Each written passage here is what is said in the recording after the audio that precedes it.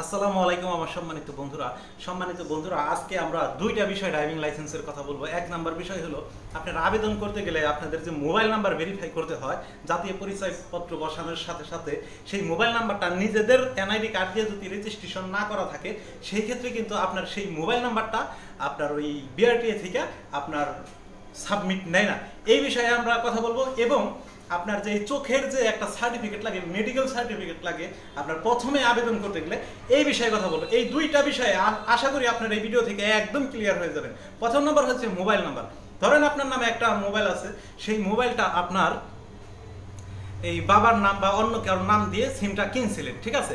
সেই সিম এখন আপনি রেজিস্ট্রেশন করতে গেলেন কিন্তু রেজিস্ট্রেশন হলো না। সেক্ষেত্রে আপনার দুইটা করণীয়, নয়তো বা আপনার ওই পুরান সিমটা আপনার নামে আপনার ওনারশিপ চেঞ্জ করবেন ফ্রিতেই। আপনার যারা সিম রিপ্লেসমেন্ট করে তাদের কাছে আসলে, আমার কাছে আসলেও আমরা মালিকানা পরিবর্তন করে দিতে পারবো, ঠিক আছে?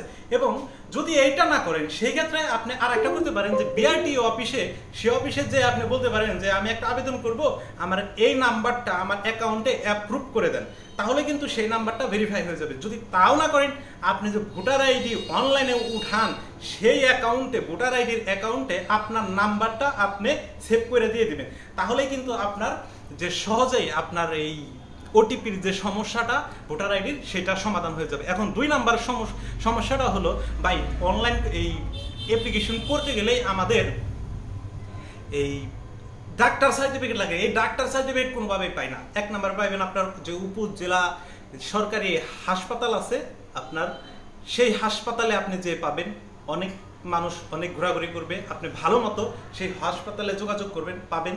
এবং আপনার জেলায় যে হাসপাতালগুলো আছে সেই হাসপাতালেও আপনি সহজেই পেয়ে যাবেন যে এই মেডিকেল সার্টিফিকেটের যে সিগনেচারের যে যোগ্যতা ডাক্তার থাকে তাকে আপনি পাবেন, সেখান থেকে আপনি করতে পারেন।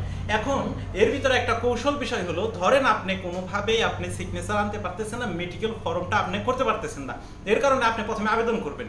আবেদনে ভুগায় একটা আপনার এই ফাইল আপনি সাবমিট করবেন। ধরেন কারেন্ট বিলেরটাই আপনি সাবমিট করলেন বা জাতীয় পরিচয়পত্রই সেই মেডিকেল ফাইলে সাবমিট করবেন, দেখবেন আপনার রানার কার্ড বের হয়ে যাবে। রানার কার্ডের জন্য কিন্তু এই সার্টিফিকেট আটকাবে না, ঠিক আছে? আর এই সার্টিফিকেটটা পরবর্তীতে লাগে যারা মাধ্যম ধরে, মানে যেটা দালাল ধরে, তাদের কোনো সার্টিফিকেট লাগে না। যারা দালাল না ধরে তাদের সার্টিফিকেট লাগে। পরবর্তীতে আপনি এই যে 3 মাস সময় পাবেন এই রানার কার্ড বের হওয়ার পরে, এই 3 মাসের ভিতরে আপনি উপজেলা থেকে নয়তো জেলা থেকে সেই সাইন আপনি সংরক্ষণ করবেন, সেই সংরক্ষণ করে আপনি জমা দিয়ে দিবেন। এই ছিল আজকের ভিডিও। সবাইকে ধন্যবাদ। আসসালামু আলাইকুম।